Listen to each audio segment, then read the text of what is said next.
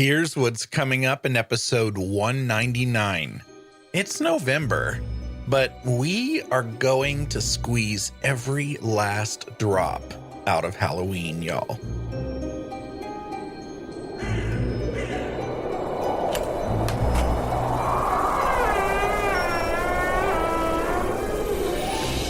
Welcome to the Big Seance podcast. I'm Patrick Keller of BigSeance.com, and this is a place for an open discussion on all things paranormal, but specifically topics like ghosts and hauntings, paranormal research, spirit communication, psychics and mediums, and life after death. So basically, anything that pops up in my paranormal world.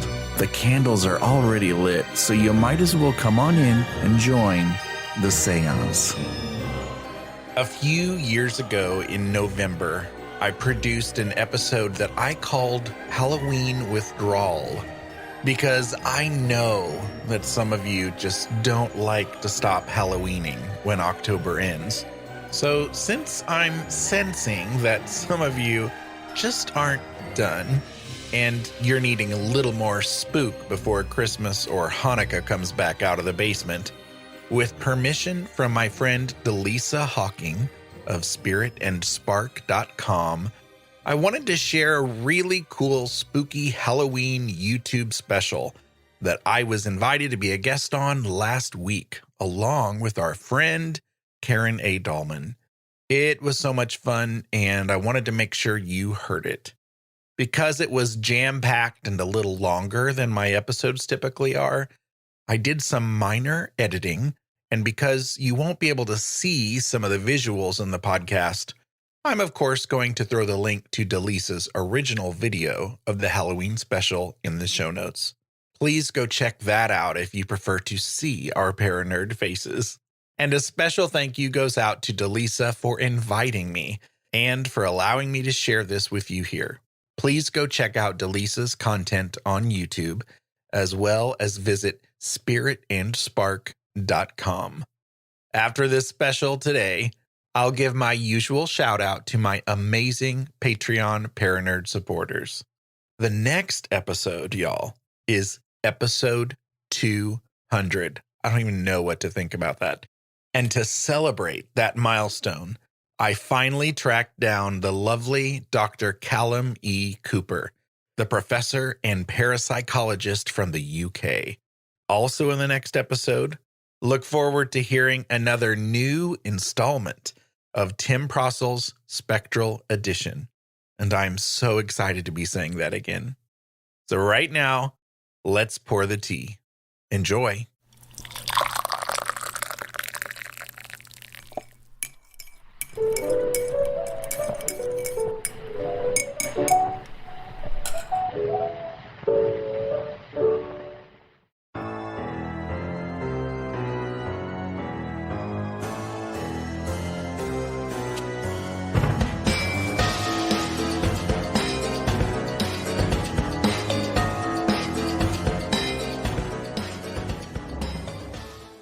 Hello, everybody. I am Dallisa Hocking. I am your host for this Halloween spooky special. I'm excited to have two very special guests with me. I'll be introducing them here in just a moment. Patrick and Karen will be joining me. I'm a fifth generation psychic medium. I'm the CEO of Spirit and Spark. More about me later. But we have a very interesting episode we created especially for Halloween.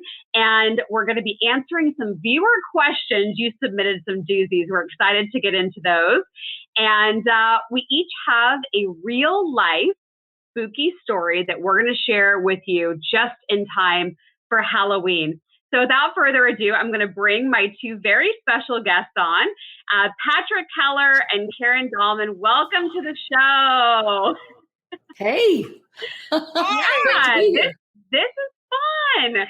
We're going to have a great time. I have to acknowledge, Patrick, what are you wearing? The story about, can you hear me okay? Yes. The story about this costume is last year I had a virtual Halloween party to show up to on Zoom. And so I was like, oh, I need a costume. And I went to Target. And, you know, the last 2 years, Halloween stuff has been selling out like fast, right? Like people are so excited to celebrate Halloween with the pandemic and everything. So by the time I got to Target, this was pretty much the only thing left. And it fit on my giant head. And I said, okay, there you go. So I just had it still in my studio here. And so I suppose I'm an astronaut. Yeah. And I suppose I showed up with no costume. And I suppose Patrick is a space cadet too. Oh, that is accurate. See, that's what I should have said at the beginning. Karen, I love your headband. You are also ready to rock and roll for this spooky Halloween episode. I am. I always am ready to rock and roll when it comes to Halloween. You guys, my life is like spooky all the time. I'm always talking to spirits. But I had to bring my little friend, my little cat friend with me, my little skeleton cat friend. And by the way, this back here, this is Bear's, my cat named Bear. This is his costume this year. He's going to put this on his little head. He doesn't know it yet, but he's going to be a shark. That's a shark. You'll have to let me know where you got your cat costumes, because Frankie the cat is definitely going to be in a costume. Okay, so my cats, I have one cat left, but I have other cats are in spirit. My cats get either a Halloween costume or a Christmas costume, and they get to alternate and they trade them out. But now it's just Bear. Bear gets to wear them all. Lucky Bear. Oh my gosh, we're going to have so much fun. Before we get into the first viewer question, I would love for the two of you to introduce yourself. So Patrick, do you want to go first and just give us a quick intro? I will, and I'm going to take this off really quick so that I can talk correctly since it squeezes my face off.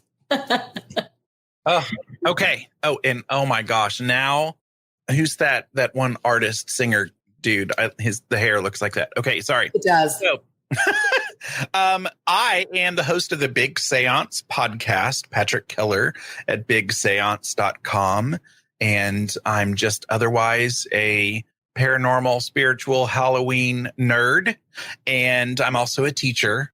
So I've had a really long, rough week already. And I'm so excited to nerd out talking about things I love. And Karen has also been a guest on my show multiple times. And Dallisa, you have also been a guest on my show too. That's our connection, I guess. And you ladies rock. I'm excited to be here.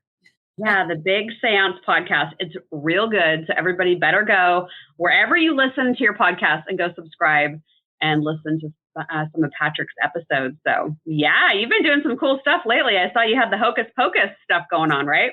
It's been kind of a Hocus Pocus theme this season, and I hope to maybe have one more Hocus Pocus episode coming out soon. I hesitate to even say it because it's going to be a really cool one. I have an agreement, but no interview yet. But and if it doesn't happen, it'll still be cool. We'll do some stuff, but hopefully cross your fingers. Yeah, so all those Hocus Pocus movie fans, go listen to Patrick's episodes. Beautiful. Well, thanks for joining me. Let's move right along to Karen. Karen, I met through Patrick, and Karen has done a reading for me. And I'll tell you, Karen was right. She predicted I was going to move to this particular part of Texas. And I was like, really? Because at that point, I was up in Washington and Idaho, kind of looking around up there. So she called it. So Karen, tell us a little bit more about you. Hi, everybody. It's great to be here with Patrick and Dallisa. So I was on Dalisa's show, Patrick's show, and it's just we've always had a good time when we get together. So it's exciting to be here with you too, and with the audience as well. So what I do is I work with the Ouija board, talking boards, spirit boards. That's what I'm known for. And I do spirit communication. I also do readings. Dallisa had one from me, she just mentioned. But I'm really into all things about spirit. Now, typically, my experiences aren't too spooky, although I've had some that are, which I will share one of those with you guys today. But typically, my experiences are more about growth and enlightenment and moving forward in your life. But yet, some really cool, fun things happen along the way. And I'll share that later. Yeah, I love it. I saw you on Gaia TV, and then the universe just magically brought us together through Patrick. Oh, so you knew Karen before? I didn't know her, but I saw her on Gaia TV. I was like, oh, she's so interesting. Cool, yeah. I forgot to tell you that, Patrick. So yeah, then you have her on your show. She's like, oh my God, I already knew who you were because you're on Gaia. And I was like, oh yeah, true. Duh, it was meant to be. I see. Duh. All right, let's jump into our first viewer question. Thank you to everybody who submitted them. We're going to get to as many as we can today. But let's go ahead and see what the first one is, and then we'll weigh in. So here we go. Oh, nope, just kidding. Surprise. All right, we're gonna try that again. All right, so who hangs around us on the other side? Who hangs around us? Is it angels? Is it guides? Is it family members? Karen, I'll go to you first. Who do you believe, based on your experience with the talking board, the Ouija board, what do you think, who hangs around us on the other side? I'm going to go with all the above. It's a range, you guys. There's like a confluence of energies that exist around us at any given time. I mean, whether it's spirit guides, your angels, your guardian angels, your loved ones, your deceased transition pets. I prefer to call it transition than death or deceased, because they're just transforming into another, they're light bodies. You could call it that. We don't have the right words, but yeah, they're all around you. Okay. This begs the other part of that question. Are they always watching? No, you still get privacy. It's not like they want to, see all those other things you do that are in private. It's really more about, are they there to help you out, whisper in your ear, orchestrate events behind the scene, like synchronistic events, to give you messages in your dreams, or just to watch over you, That's what they're there for, because they love you so much. And I've got to say, it's not just one or two or three. We have a legion of other helpers in the other spirit dimensions.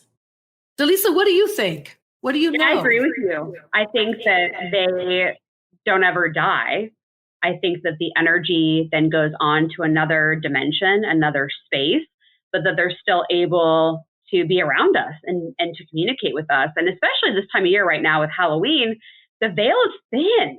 And it's why I think so many people are intrigued by, getting readings or having a mediumship session, because they feel the presence more now this time of year than they do really any other year or any other day or month of the year, I would say. But Patrick, what do you think? I also think all of the above. And I, different from you two, I can't speak in a, like as if I know, because I don't. But I've had little experiences like everyone else has, and I tend to think there are people we want to be around and probably some people we don't want to be around. And all I know is that I'm one of those people who wish they would let me know that they're around more often. Like I would love to just have straight up conversations with so many spirits up in here all the time if they would, allow me to talk to them. So I'm always wanting it to happen more, but I do. I remember that being a big question. And I noticed that's, Karen, was it you who said that, like, when are they watching us? Are they watching us all the time when we don't want them to be watched? And I remember that was one of when I first started my spiritual shift and started reading the books and kind of left a lot of dogma and things behind. I remember that being a big question, like, okay, for real. Yeah. Are they watching me in the bathroom? Are they watching me, So it's funny that tends to be a big question when people first come to this journey. It's like, when are they watching me? Yeah, because you want to be comfortable and be yourself. And the last thing you want to do is think, oh my God, I'm on edge. But because I communicate with the deceased people, you guys, and they tell me they're there when you want to call upon them. They're not going to come unless you call upon them. And so, you got the sense of privacy. And plus they were human before. And even your spirit guides, they don't want to go with you into the bathroom either. There's privacy there. And it's not, and by the way, a lot of the spirit guides don't even see what we see physically. They'll see energies and vibrations, and they read that vibration. So it's not like they're seeing you in your body form. Most of the time they're not. So just FYI, something else to think about. I want to say one more thing about Patrick. Patrick, you do EVPs and you've had some good ones. So you have had some communication. I'm never comfortable saying that they're for sure communication, right? Because, Karen knows, and Dallisa, you might know too, that I have an annoying brain. And I fight with myself constantly. It's pretty much 50-50 down the middle. And so in the same thought, I will tell myself, wow, you must be crazy thinking that's paranormal. And then also in the same thought thinking, oh my gosh, that has to be paranormal. I sure hope it is, because that would be awesome.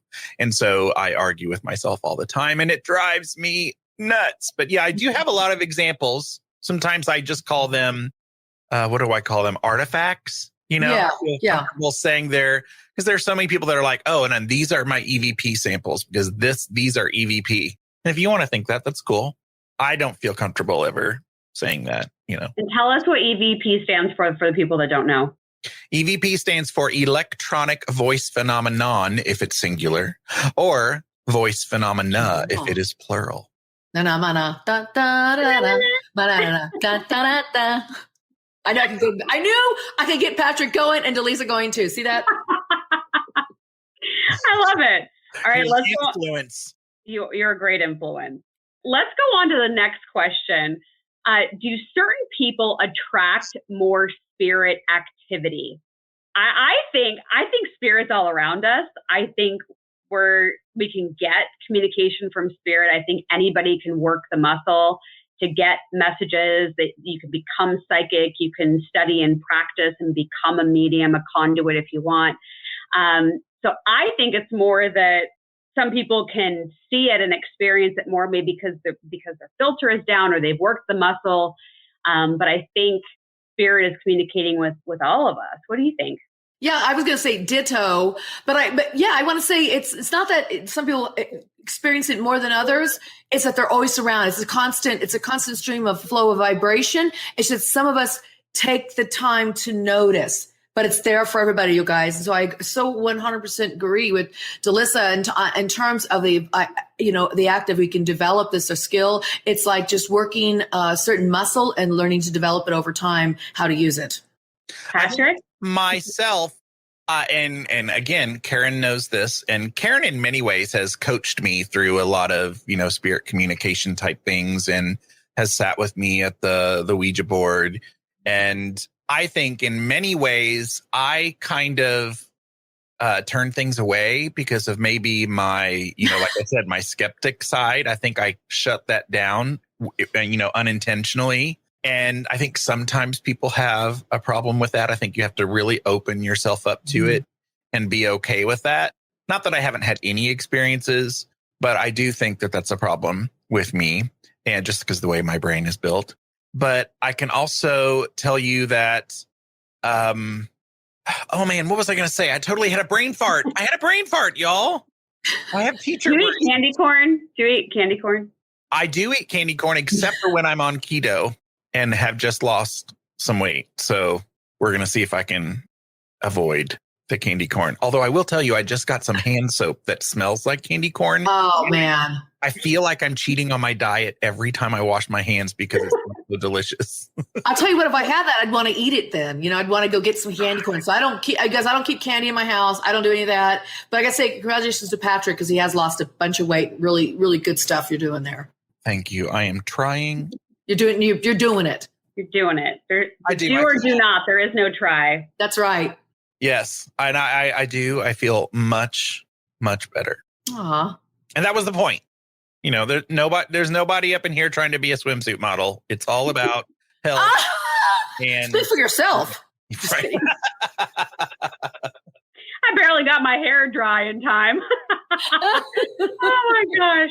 I meant up in here. I meant up in here. This up in here, right here. Okay. That's what I meant. Too funny. All right, let's do one more question. And then Karen, I'm going to toss it to you here in a minute to tell your spooky story. So the next question we have is, if you've asked a deceased loved one to watch over you, does it mean they can't watch over someone else at the same time? I thought this was such a great question. So what do you think, Karen? Well, yes, they can. I want to say something here about spirit. When I say spirit, I'm talking about whether it's angels or guardians or guides or deceased transition people. They're non-local, you guys. Spirit's non-local. Therefore, it could be in many places at once. Now, here's a story, you guys. So one of my friends, Rosemary Ellen Guiley, who transitioned a while ago, not too long ago, but like a year and a half ago. After she transitioned, we started communicating through the board. And she also communicates through dreams with people in some other ways as well. But one of the things she told me, she said, being here is like a cacophony of sound. She says, I can be involved with a conversation with one person, such as my husband, Joe, and at the same time be involved in a conversation with you, Karen, yet I won't get lost in any of the translation or what's coming through. I will get it simultaneously and have full on big open conversation with the two people at the same time. Or it could be 5 or 6 or 7 or 10 or 20, 100.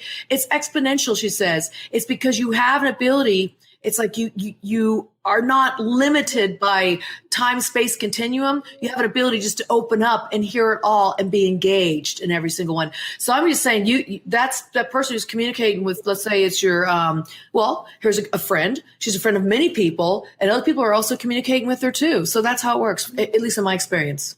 Yeah, I feel like they're everywhere. Mm-hmm. They're not conditioned to just speaking with you at one time. I think that's our human brain. Our human brain thinking it has to be in order. And spirit's like, I can be everywhere and everything all at once. And so that's just the limiting, human brain. But we'll all experience it when we cross over. Yeah, Patrick, do you have anything you want to add to this one? Yeah, I do believe. I mean, I've always felt like it is probably possible. All I know is that as many times as I have asked my loved ones, past loved ones, to send me a sign or pay attention or, have me pay attention and look for little cues of communication, as quickly as I always forget and go about my life, like I will always ask for a sign or say, okay, Grandma, I'm going to bed. If you want to talk to me now, do it. Or I'll be looking tomorrow, come visit me tomorrow. And then, of course, we go about our day and things get crazy and forget. So I hope as many times as I've asked my loved ones to visit me, I hope that they go and visit somebody else when I stop paying attention, rather than just follow me around all day hoping that I pay attention. But I also want to say that I actually did a joint experiment with Randall Keller, who is no relation, although we like to pretend like we're cousins. Oh, he has done a lot of research, and he's in the Baltimore area. And for like a week or two, we did some experiments where we each sat at our own location, me in Missouri, him in Baltimore. And we did some things like he had a secret word, didn't tell me, or I had a secret word, didn't tell him. And we did it on a regular schedule and said, okay, my friend Randy is in Baltimore. If you're with us and are willing to help us out, can you also go speak to Randy? And he would kind of do the same thing. And then we would analyze the audio. And I don't remember us having anything that was like for sure evidence of, we called it, what do you call it? By location, I guess, being able to just, or at least if not being somewhere at the same time, at least really quick, like being there and then being here, which I think is probably possible. And so I hadn't thought about that experiment in years. And then all of a sudden I'm like, oh, wow, that's right. We did do that experiment. I don't know that there's anything impressive to share about it, but. Oh, I was going to say, did you guys get each other's secret password or anything? Did that come up? I don't remember. And my brain, if we got something kind of sort of that could possibly. Oh, I forget. Yeah. Never mind. Move on. Next. Yeah. Peace out. All right. With that, let's toss it to Karen. Karen, I want to hear your spooky stories. What do you have? Okay. So you guys, I love a ghost story, like an apparition story, especially when it comes to Halloween. All right. So this is my apparition story. I've had several throughout my life. They're not like all the time. This is one that was so memorable to me because it happened when I was on a vacation doing nothing with the Ouija board, talking board, doing nothing with spirit communication. And it just happened. And I'm only going to tell you the first part of it because it's a very long story. If you want to hear the rest of it, got to get this book and it's in here. But so what I want to tell you is it's a story. I call it the Teresa Sturmy story. So I was with my girlfriend. We were traveling to Mexico on a golf trip. This is several years back. And we were getting up early every morning to hit the links. There was a big thing was golfing or to go sightsee a little bit. So we go to bed early one night. we're sharing a hotel room, and I'm in the bed that's furthest away from the bathroom. I have to get up and go to the restroom. So I get up out of my bed, boom. Right in front of me was a full-on apparition. Well, it was from the waist up of this woman with dark hair pulled up in a comb, great big bodice sleeves going down. And it looked like something from the late 1800s, like the Victorian era. And as soon as I saw her, she went, boop.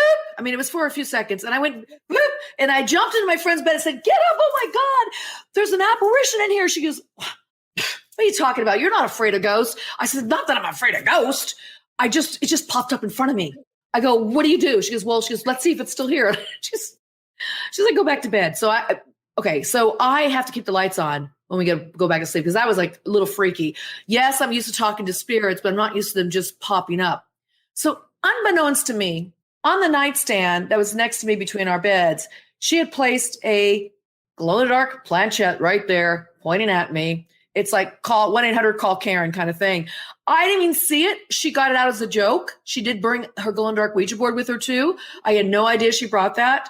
But I'll tell you a little bit more of the story, and then I'll tell you, and then you'll have to figure out where it goes next. We're going to read my book to find that out. But the next part of the story was, so I see this apparition full on. And so in the morning I go downstairs for breakfast and I speak to our waiter, and I said, "Fantasmas en la cuarta." I think I'm saying ghosts in my room or something like that. Esa noche, like this night or something. I broke in Spanish, of course. He's like, "Fantasmas." I said, "Do you speak English?" He's like, "Actually, I do." I'm like, "Okay." I said, "All right.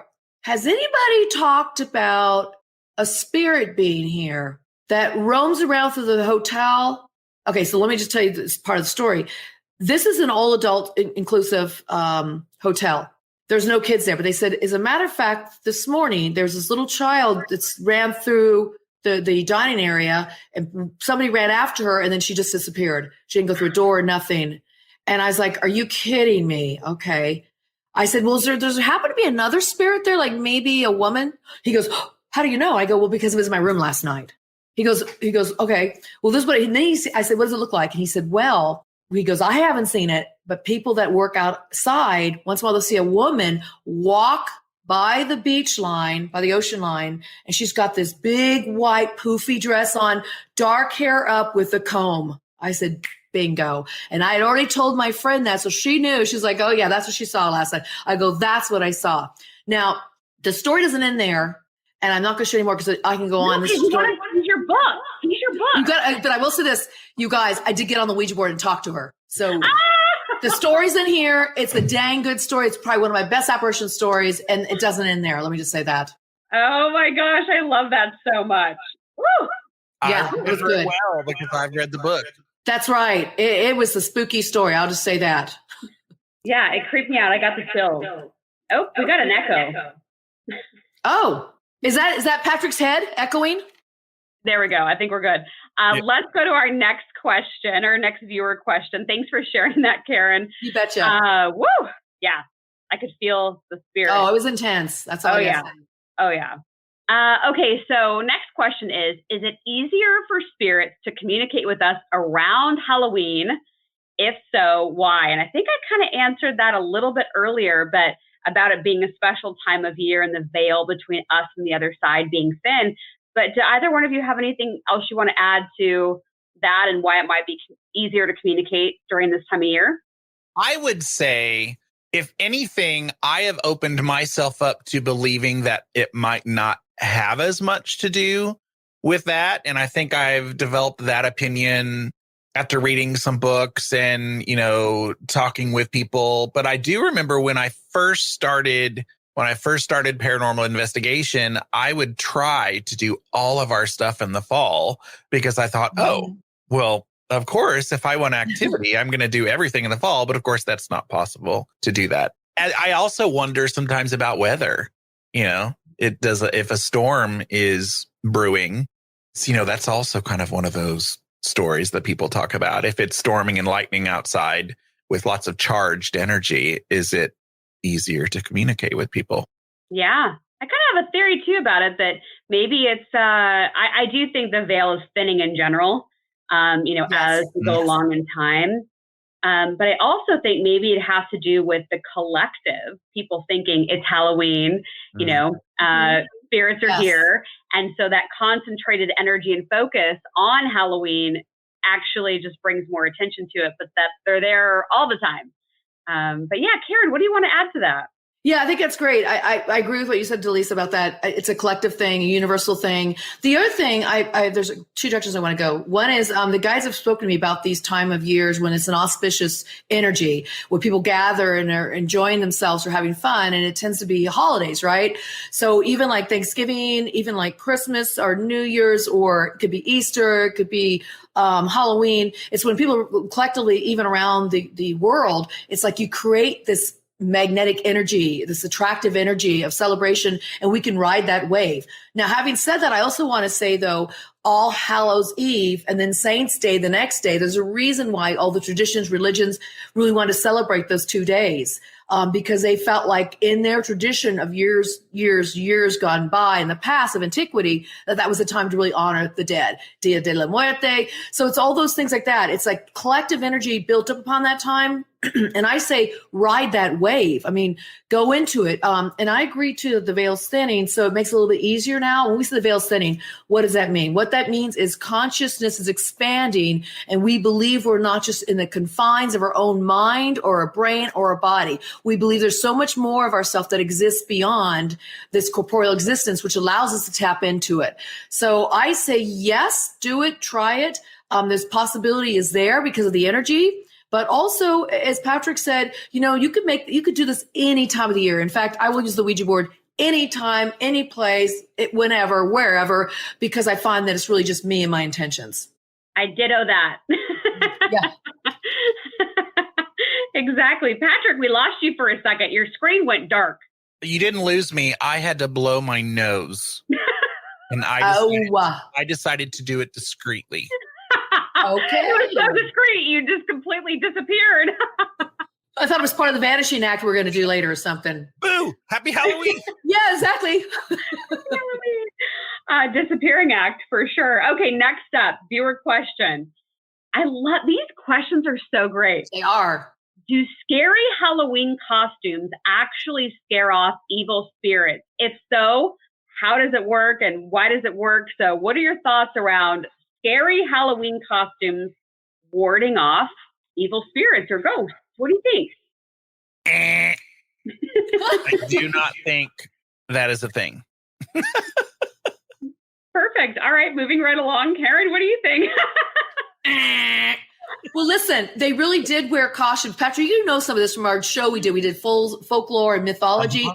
They did wear some costumes to either enhance or remind themselves of their ancestors or to scare. So there's a little bit of that going on for sure in the cultures. Come on, Patrick, did you forget all that stuff we learned? No, I didn't. Okay. I think maybe people thought that would do it. Yeah, right. Does it really do it? Right. I think if someone is really evil, I don't really think they're going to care about a Target costume. Mm. Especially not an astronaut costume. No. Mm-mm. No, I don't think so. All right. I think we agree on that then. Let's see here. Let me go to the next question. And then Patrick, I'll actually toss it over to you here in just a minute to tell us your story. So let's do this next viewer question. What do spirits think about Halloween? Do they look forward to it? So it's kind of along the same lines of the scary Halloween costume. So are there spirits on the other side that are like, woohoo, it's going to be Sunday? Like, I don't think they really care. But, what do you think? Well, I think there's an element here. Again, I want to talk about that vibration. Anytime we have joy or excitement or fun. Now, if Halloween's not fun for you or scary, then it's, you're not going to really have that opportunity to raise the spirits, if you will. Because when we raise our own inner spirit, it makes it easier to connect with spirit. So having that different vibration, that's how I reach the spirit guides or different beings that I communicate with is through my energy. So I say, if that's what will attract the spirit to you.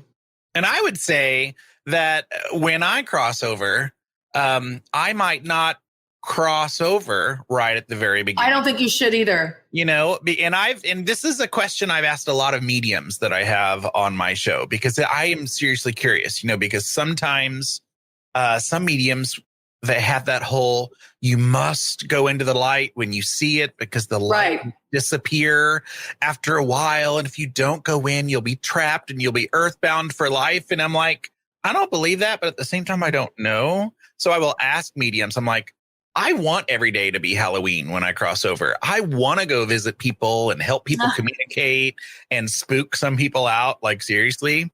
And I will love that and have fun doing that. But I'm like, is that wise? Should I? Or can I really just that easily cross over and have everything be, over on the other side, go check out the Hall of Books, hang out there all day long, see Jesus, Buddha, everybody, and then come back down for Halloween anytime I want? I hope so. I think you go between all of it. I do too. I hope that's true. Yeah. Yeah, that's what I feel. I think it's free will. I think you can travel. You could traverse the realms, right? You're going to say, Dallisa? Yeah, I was just going to say, Patrick, tell us your scary story. But yes, I back you up on that, Karen.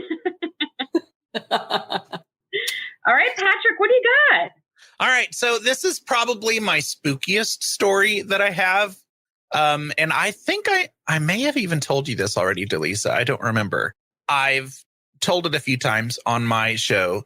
Back when I used to do a little more paranormal investigation, this would have been probably before I even started the podcast. I was probably just blogging at the time at Big Seance before it was transitioned.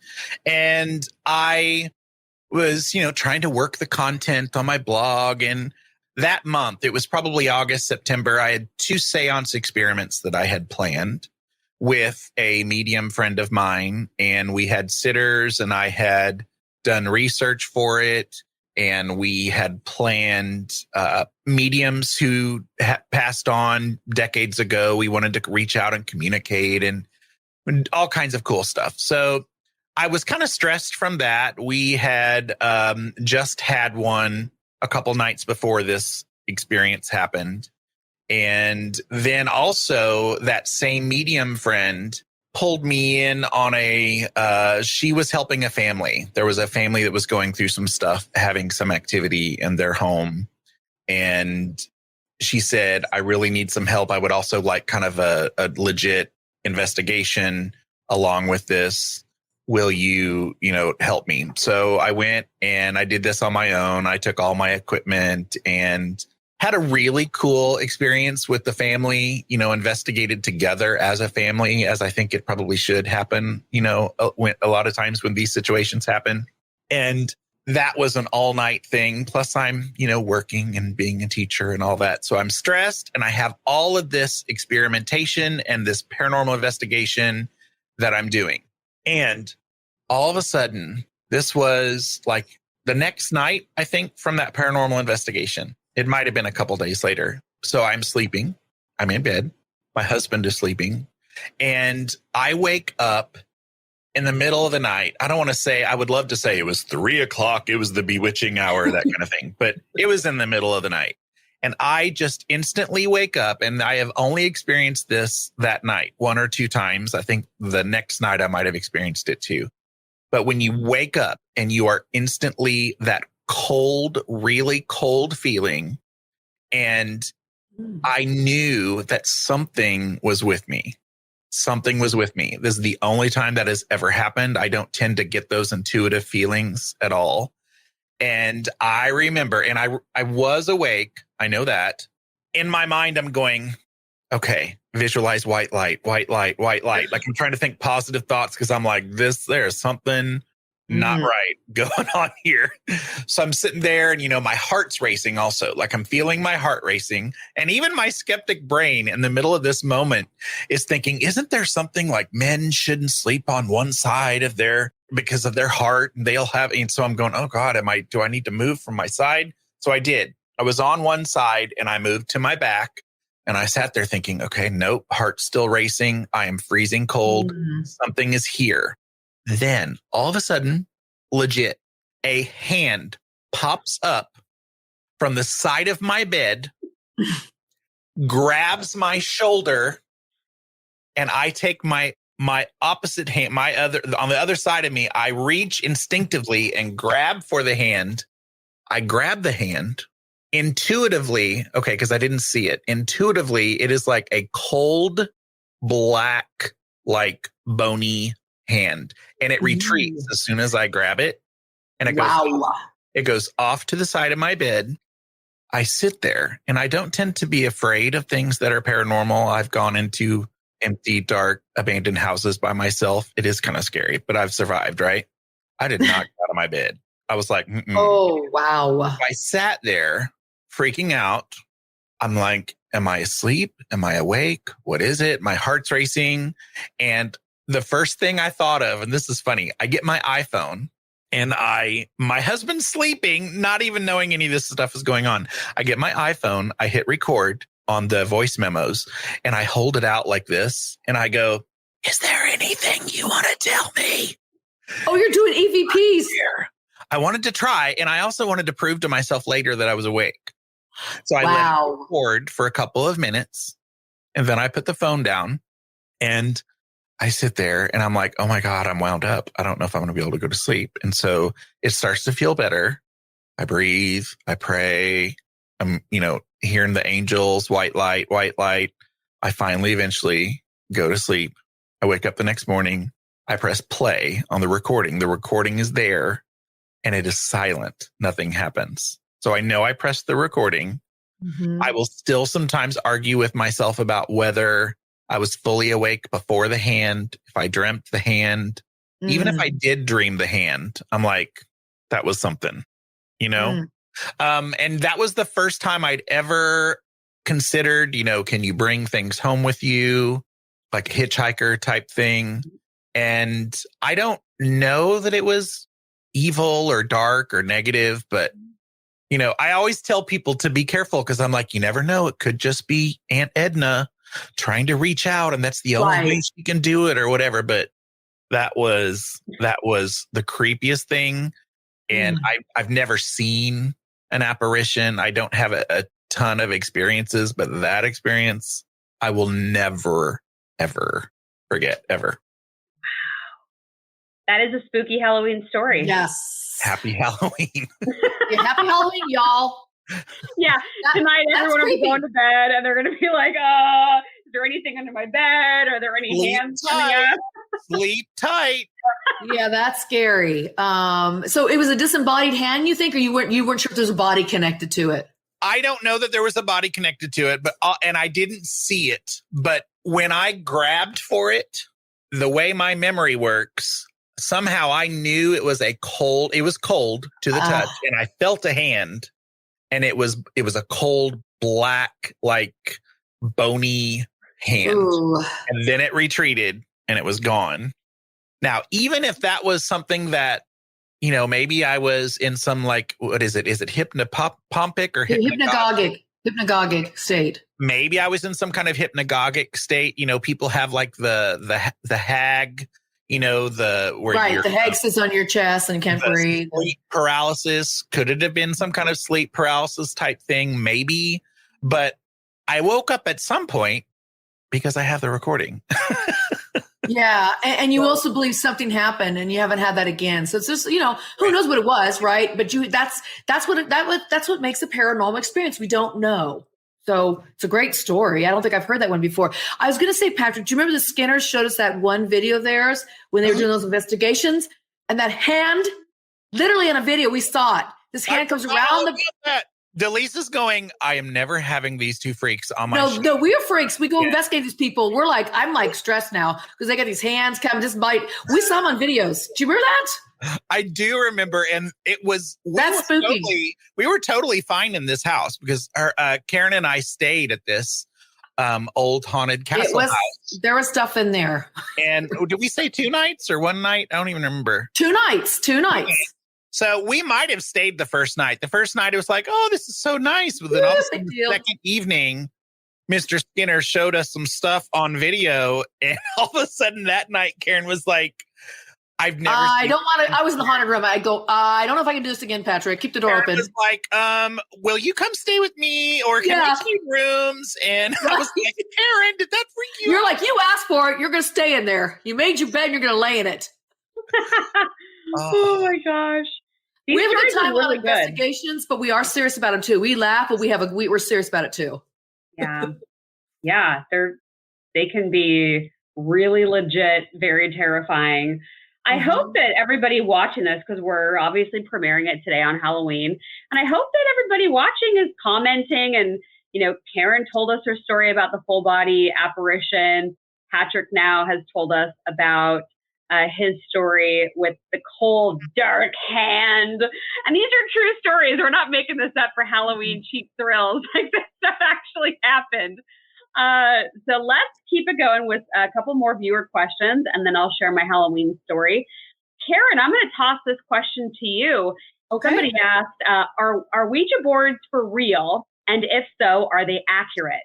Well, this is a very tangible, real thing. I know that's what you mean, but it is real. But I know what you, yeah. Oh, look at your cute little That's one. even my trackpad. Well, hold on a sec. Here's my trackpad. You guys were into this, okay? We're into it. Okay, so so you guys, it's the deal. They can work. And why can they work? If you work. So it's not this tool, you guys. If this thing's doing nothing, it's me. Whoever, it's the operator of the tool. If this thing's going to work, does that mean we're sitting there pushing it on our own accord? No, but I'm not opposed to the idiomotor, which means you have muscle movements that work through your subconscious brain. I'm not opposed to spirits that are working with me that this as well. I'm not opposed that there's anything, a number of things going on. But yes, they do work. Yes, because I work. I know how to channel. Anybody that's using this tool, it's just nothing more than a fancy way of channeling. It's no different than maybe using, here's a witch's oracle deck that I use. You use your own abilities. Here's a scrying tool. A ball, crystal ball, because you scry for a lot of different things or you get messages. And so it does work. Now, the second part of that question is, are the messages accurate? This is what I say, you guys. I've been using the board for 48 years. I didn't come out in the public until 39 years of using this tool with my first book, because it was like I needed to do many, many years with this tool, assessing the messages over time. Now, what I find is I got started in 73. Now everything's sped up. We're talking about the veil being lifted. It's so much more easier to make contact with the other dimensions that I find that you don't have to do 39 years to do this. So what I want to say is write down your messages, record them. The purpose of that is to see the accuracy of the messages over time. Don't believe what you get on a Ouija board, you guys. Don't believe anything until your gift is refined. When I work with the board and talking to any kind of energy, I don't necessarily buy that 100%. When I talk to the spirit guides, called the guides, I talk to all the time, they're legit. I've been working with those beings since 1992 when they first came to me. They've been in my life my whole life. So the thing is, it's like, where's the message coming from? The legitimacy, after over time, you start saying, is there things about the message that seem to be, whether it's prophetic or makes sense, it resonates with you, it's positive, it's uplifting, it's helping you, then you know you're working with spirits that are like on your side, you have your best interest at heart. So don't trust the accuracy out of the box. Don't trust if you just started using this tool. You've got to see it over time. How much time? Well, that could be months. It might be years. It could be decades. It really depends upon you and how you refine yourself with this tool. Yeah, I love what you said about practice. Oh, I think we're echoing again.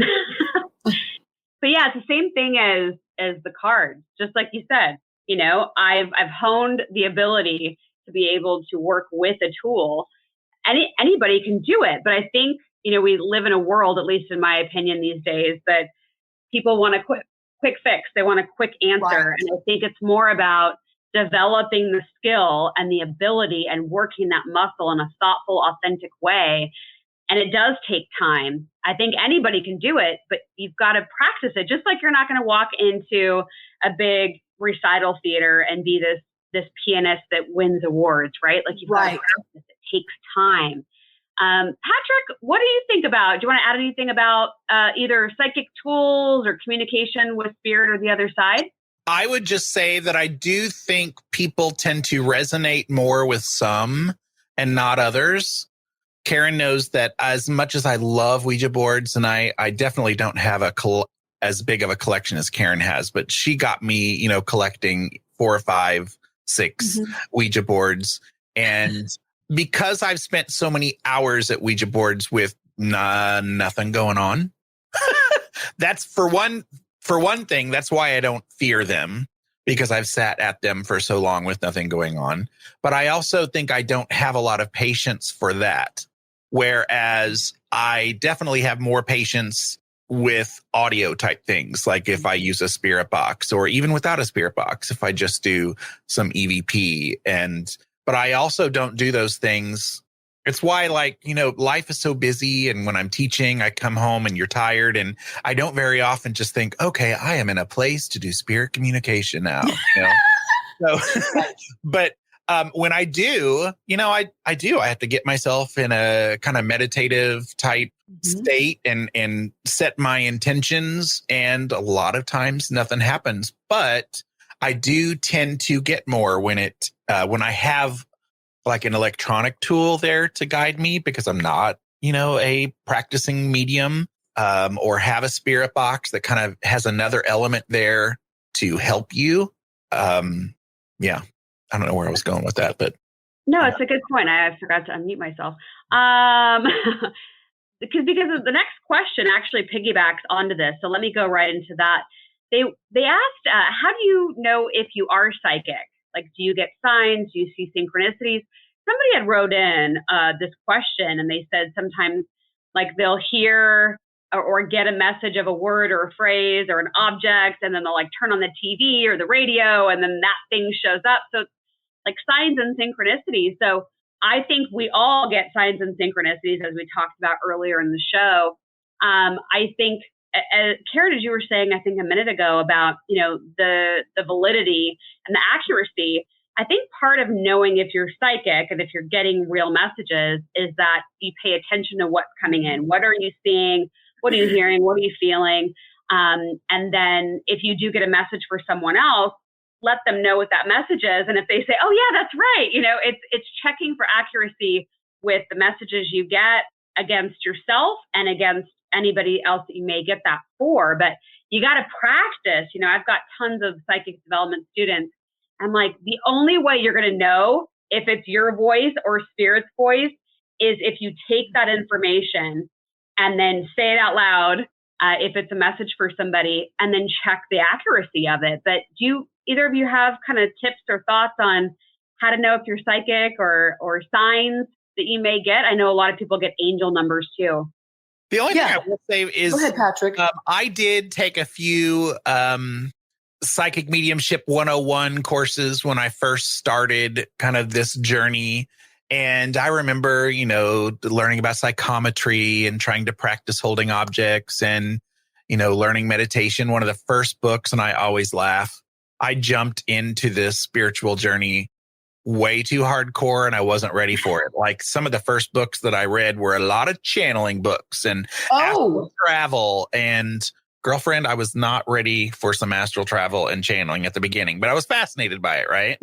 But I do remember sitting in one of these trainings, and that night it was, okay, we're going to meet your spirit guide and learn who your spirit guide was. And I'm probably sitting there half skeptic like usual. And when it got to be my turn, as I sat there and I tried to go into whatever trance I knew how to go into, I definitely blurted out the word Merlin. And I'd never, ever, I hadn't thought about, I mean, I know the character of Merlin, but I hadn't thought about it in years. And I've since found out that there are a lot of people who have a spirit guide with the name Merlin. I had no clue about that. And so I blurted that out, and the whole rest of the night, I was like, oh my God, did that just come through me? So I do sometimes refer to my spirit guide as Merlin, even though I'm like, I don't really know if it's Merlin. And I know a lot of spirit guides say they don't have names anyway. They're just like, right, give us whatever name you want to. So I always think about that. Like, I know they say everybody is psychic to some point. Everybody has abilities. And I do believe that there are some of us that really kind of don't. But I know that I have that moment. I had that moment where I just blurted out the name of my spirit guide. I love that. Let's go on to the next question. What are orbs? And I think, Patrick, you and I have talked about orbs before, and you're kind of on the fence of whether you believe orbs are real and if they contain energy. So I'd love for both of you to weigh in. I've had different color orbs in different photos and different locations, and where there wasn't any windows or anything like that. A lot of outdoor photos have different colored orbs in them. But what do you both think? Karen, do you want to take this one first? I'll be happy to. Yes, I do believe in orbs. I've got a lot of information on orbs. It's coming out in my next book. And I've spoken with the spirit guides about orbs. I've spoken with Rosemary about orbs. I've spoken with a few different people in the afterlife about orbs. And so, but also I'll tell you this, and I think I told you the story, Patrick. In fact, I know I did. So I have these night vision goggles, you guys. And the night vision goggles, I'll go outside and I can look for lights in the sky, anomalous and things, and you can see everything. It's pretty amazing. And when I live in the desert here, but when I was in the desert in California, I could see some really cool stuff. And I must say, I think it was black ops stuff, like our military things were flying around at night. I can't say they were alien. I don't know that. But let me say this. One night I had my board partner with me, Rodney, who Patrick also knows, with one of his friends, Jack. And Jack's a cop. He's like, oh, let me see your night vision goggles. So we're outside, look at my night vision goggles. Jack looks at them. And then Rodney looks at him. Rodney goes, oh my God, Karen, you're not going to believe. He's going like this. He goes, quick, look. He goes, look above Jack's head. I look. There's this giant ball the size of a basketball, you guys, glowing with little lattice structures in it, just oozing and going, and then going around like this. And all of a sudden it went, and shot off across my pool. We followed it. Now, Jack couldn't see. He had his naked eyes. I couldn't see with my naked eyes. Rodney couldn't see with his naked eyes. We could only see it when we had the binoculars or the night vision on, because it's like a light. So there was something there, you guys, and it was huge. It was not a bird. It was not a moth. It was large. So I know there was something there. And so I got really intrigued with orbs at that point, not just the ones you see in photos, you can't really prove those, but this was a legit one moving around. I don't have it filmed or anything like that, but I'm so excited somebody else saw it. In fact, Rodney saw it first, then I saw it. We will never go, oh, it was just my mind or imagination, because we both saw it. All right. So this is what I believe orbs are. I believe there's a combination. I'm just going to go through just an overall thing. And I'm not going to go into all the details, but I think overall it's a form of consciousness that's visiting us and moves in that form. And we're not even aware of it. So I believe people can project orbs. If you're thinking about somebody, it's almost like remote viewing. Let's say I'm thinking about you, Dallisa, where you are now in Texas, and I'm thinking about you. I could project a thought from there, and it might take a shape of this energetic field, and not everybody can see it with their naked eyes. I haven't seen one with my naked eyes, you guys. I see them with either the electronic eye, such as the camera, or electronic eye, such as night vision. So, but I believe it's a consciousness, and consciousness can come from many different places and many different fields and many different dimensions. That's all I'm going to say about it right now. Okay. Yeah, I've seen them with my eyes. Oh my God, I would die to do that. Okay, tell us. It's not really that great of a story. I was in the bathtub one night and I didn't have any bubbles. There was no bubble bath. Okay, I was going to say bubbles float around. Very relaxed, and water is an amazing conduit for information. I'm in the bathtub and I'm just kind of looking around, and I can see it floating. I also did a group meditation, a group hypnosis class to see past lives. And he had an infrared camera set up at the front of the room, and there were so many orbs flying all around, different speeds, different shapes. Pretty incredible. But Patrick, I don't want to steal your thunder. Did you want to say anything else about orbs? Well, I will qualify my statements with, I am not a photographic expert, and it's probably, of all the evidence one could get, it's like the least confident, of mine to explain. But I just remember one of my guests of the show is Carl Pfeiffer. I know a lot of people know Carl Pfeiffer. He was on Ghost Hunters Academy on Sci-Fi when they had that year. And he's also been on some other shows and is a part of Hellier, that documentary. And Carl Pfeiffer is really great at explaining photography, particularly digital photography, and how it works now. And the way he explains it, and other people have explained it too, but I really like the way he's explained it in a video. And I sometimes share this video with people who ask me questions. But there is a particular set of years. There's like a couple of years where all of a sudden accessible digital photography comes on the scene, right? When we start seeing the first digital cameras and cell phone cameras, flip phones, things like that. And that's when this orb phenomena, at least that we know of, the modern version of it, kind of explodes on the scene. And he explains how digital photography is way more conducive to picking up the things that, the excuses that people always say, the dust and the moisture and insects, and just especially when you're outside. When you're inside, it's more likely dust. And there's something about digital photography that picks that up more. So I get really skeptic when it comes to modern day orbs on photography, because I've sat behind a camera at investigations or a night vision camera and, hit a pillow or hit a couch, and you see exactly what everybody's talking about. With that being said, I'm never going to say that none of those things are orbs. I would never say that, because I know some people have experiences with orbs. Some people can, when you can connect different kinds of evidence together with an experience, then my mind's going to be more open to that.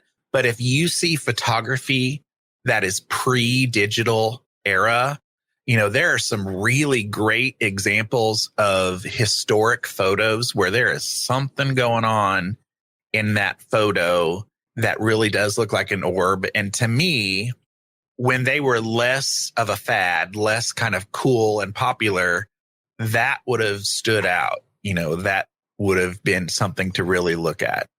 Well, having said that, though, how do you explain the one she saw with her naked eye? Now, and I was going to say that too, because that the old school definition of an orb, I believe, has always typically been something you see with your naked eye. It's not like you see it through a camera or on an image.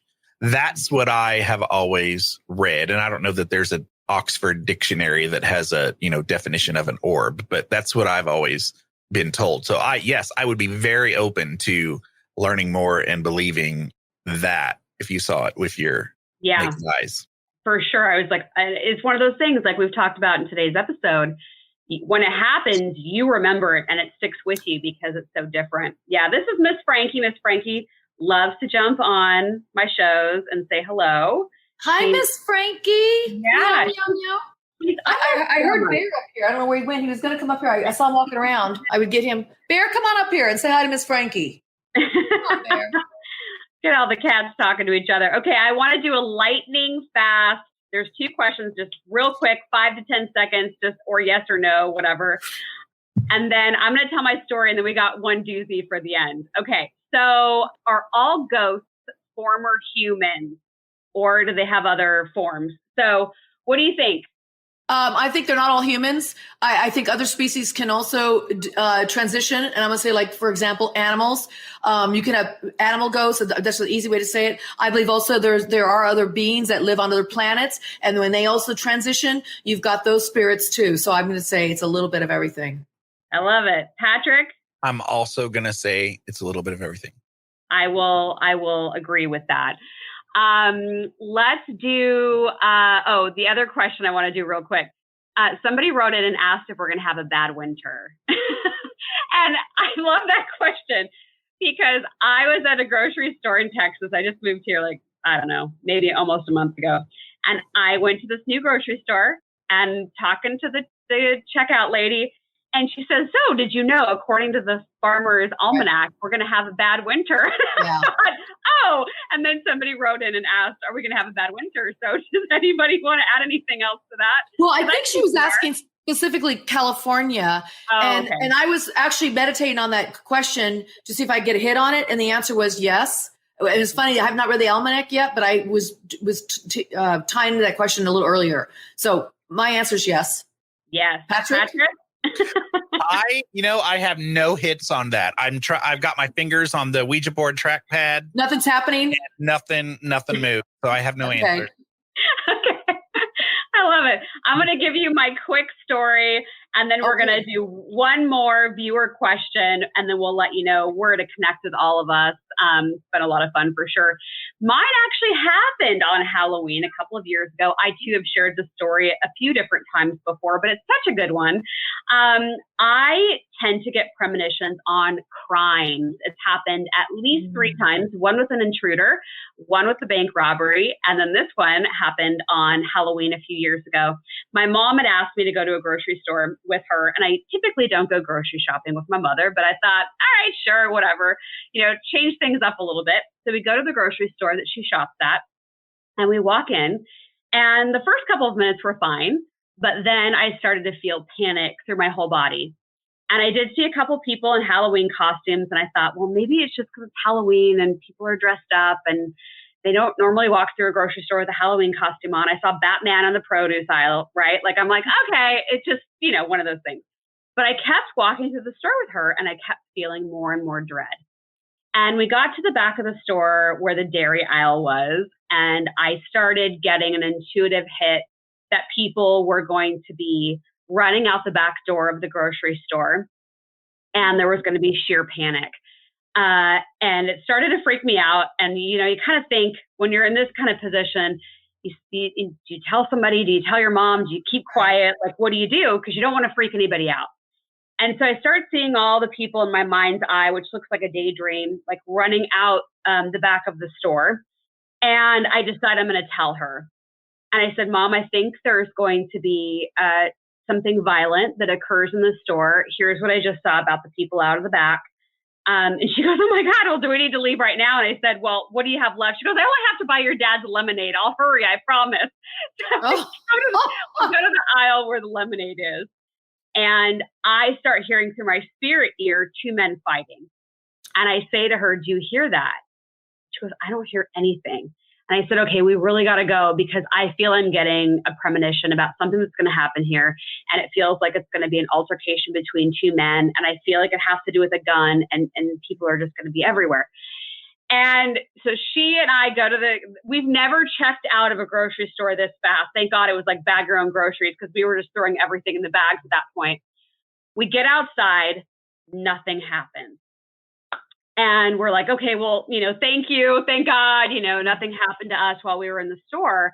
And honestly kind of wrote it off for the rest of the day, but it was with me. And the next day, my mom goes to get her hair done. And the woman says, hey, did you hear what happened at the store yesterday? Mom goes, no, what?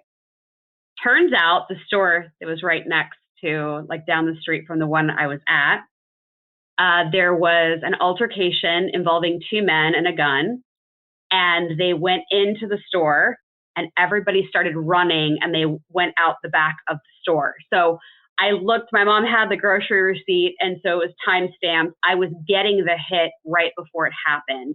Ooh. So I was on, right there on that wavelength of that crime. I like that I get those hits because especially if I feel like I can do something about it. When I had the hit on the intruder, it happened to me, and they warned me a couple of hours before it happened.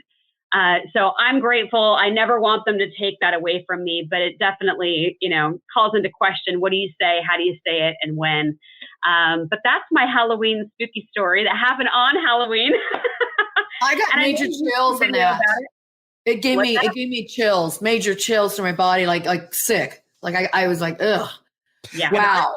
I remember asking you because you shared that story on my podcast when you were a guest. And I remember asking you, and you already answered the question, but I was like, how annoying must that be to have to live with that constantly and have to decide, am I going to tell people and look like a crazy person that there's about to be a shooting, or do I keep that to myself? And then how do you live with yourself if it happens and you didn't say? Like, I can't imagine having that pressure. Yeah, and the one with the bank robbery, I have a family member who's a detective, and I said, listen, I didn't see it in real time. I saw it in another frequency. What do you think I should do? Because they were looking for the perpetrator. And he's like, just call Crime Stoppers and tell them what you know. So I did. It's like, hey, I had a vision. It's like, oh, there's the wacky psychic. You said it like that? You go, I'm a medium and I had a vision, and you said it like that? I don't remember if I told them I was a psychic, but I may have, because how do you explain that otherwise? I mean, so yeah, I tend to get crimes. I work with families, and I've worked with a private detective on looking at some of her case files. And I love true crime. And so it doesn't surprise me that Spirit has me working on that kind of frequency. But yeah, so that's my story. We got one more question, and then we're going to close this out, because I know everybody wants to go enjoy their Halloween. So somebody wrote in and said, how do you know you are dead? I'm seriously questioning if we're living in the afterlife right now. So Patrick, did you send this in? I think this is one of my nerds that sent that in. I think so too. Yeah.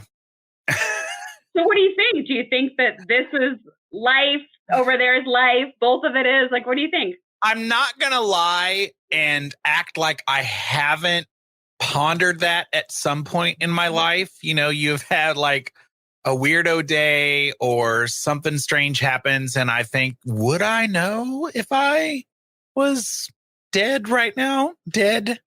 And in a way, I kind of hope it's that way, because no one wants to have a painful death or, die in some crazy accident and have it be torturous. So I would much rather it take a while for me to get the clue that I'm dead than definitely, be hit over the head with it and know it. But I guess that's something we all have to kind of figure out. I guess maybe none of us really for sure 100% know. I don't know. Even if you're definitely confident with your mediumship skills, are you super confident about how it's going to happen? I mean, I think sometimes I wonder, like, am I hooked up to some machine in some dimension and I'm just a robot that's being told what to do? Some people believe that this is quote unquote hell, or that we're living through all of these challenges, that this is the hard part. But yeah, I don't know. Karen, what do you think? Well, I like what you said about hooked up to a machine. That's kind of like the story of the Matrix. And there's a lot of stories you'll see that kind of parallel that. But what I think is this: it's like they talk about the dream. Is this just a dream that we're in right here? And do we wake up to another dream, or we wake up to where we really are alive? I think that this is just a postulation. I mean, I know hypotheses, I would say. We're alive, but we're also alive when we're dead. So it's like, a lot of people say, if you talk to them in the afterlife, they'll say, well, you know what? You have no idea what living's like until you are in this space of spirit, because they're saying there's words that you can't even use and put to what you could experience in this other dimension. I've heard that time and time and time again, where I feel like here we're so stuck in our limitations of our computer brain and what our physical body allows us to do, the apparatus of what we've been given, our sight, our hearing, our touch, our smelling. Where in the other dimensions, it's like you lose all that, is what I've heard, what I've been told, and that you have so much more access to your soul, so much access to who you really are, your spirit and spark, Dallisa. Here we go. There's your word, spirit and spark. So are we alive now? Yes. Are we alive then? Yes. The spirit guides they say, we don't understand that word death. We know why you use it, but we're here to tell you it's just life after life after life after life. So I think we're always living. And it makes me think of that wonderful movie, you guys, with Nicole Kidman in it. What's it called? The Others. Did you guys remember that movie? Right? I'm not going to ruin it, but who is really alive and who's really considered transitioned or deceased? That makes you think. And I love that, because this is what's great about Halloween. It makes you think about all the possibilities of spirit. And that's the beauty of this time of the season. That movie is so hard to find, by the way, but it is. I love it. All right. Everybody needs to go watch The Others. Comment and let us know on this video. Have you seen the movie? I'd love to hear from everybody that's been watching this video today. Let us know, what stories did you like? What questions did you like? If we didn't answer your question today, what would you like to know? Comment and let us know. I'll be happy to monitor those for us. So I want us just to quickly go around and let people know where they can find you. You both have been delightful, and I'm sure people are going to want to listen to Patrick's podcast and go on Karen's website, read Karen's book. So Patrick, go ahead and let us know, how can people find you? So it's real easy. It's on pretty much any podcast app you can think of, anywhere you get podcasts. I don't know of any that I'm not on. Or you could just go to bigseance.com. So it's the Big Seance podcast. And I'm just going to say, after y'all are done watching this, go fill up the candy bowl again, because you've probably had some kids swing by and it probably needs to be refilled. So go spend some time doing that. I love it. I love it. Karen, how can people find you? Yeah, thank you. Thank you so much for having me here. And happy Halloween, everybody. You can find me at KarenADahlman.com, and also go to my YouTube channel, which is Karen A. Dahlman. Put my middle initial in there. I have like 220 videos all about the stuff we're talking about here: the supernatural, the paranormal, the mystical, and of course the Ouija board, our favorite tool to use at Halloween season.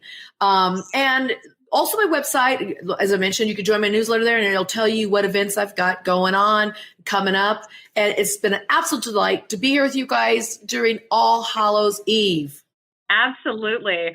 And I am at spiritandspark.com. I do a weekly YouTube show where I talk about all my predictions for the week ahead. And in my Spark Plug group, I talk about all the things I can't say on mainstream social media anymore. There's a lot of crazy stuff that's coming. And yes. I love talking about it.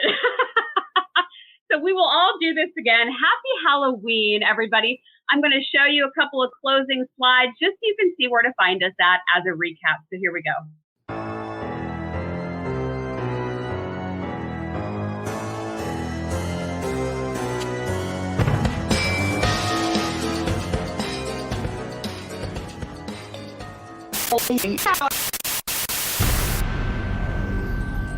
Thank you to the following super paranerds who support the show at patreon.com/bigseance. Daryl, Anne-Marie Sullivan, Genesis, Natalie N., Kim Robb, Josiel Lorenzo, Susan Davey, and Amy Park Gedicke.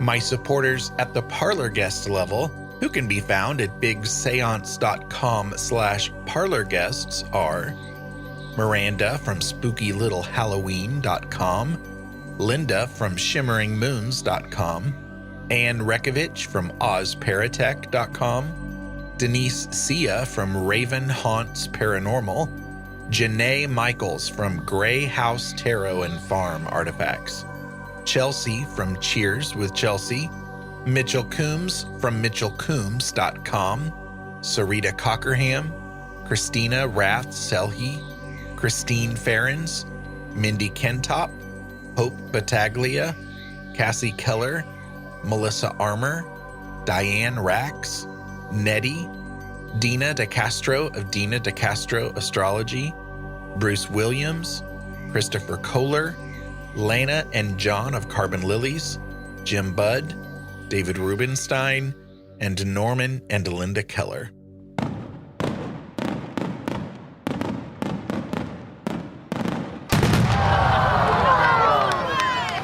That sound you just heard was the above and beyond. There's not even a category for your level of support fireworks display, because I have 6 awesome listeners who continue to support the show at the $10 level.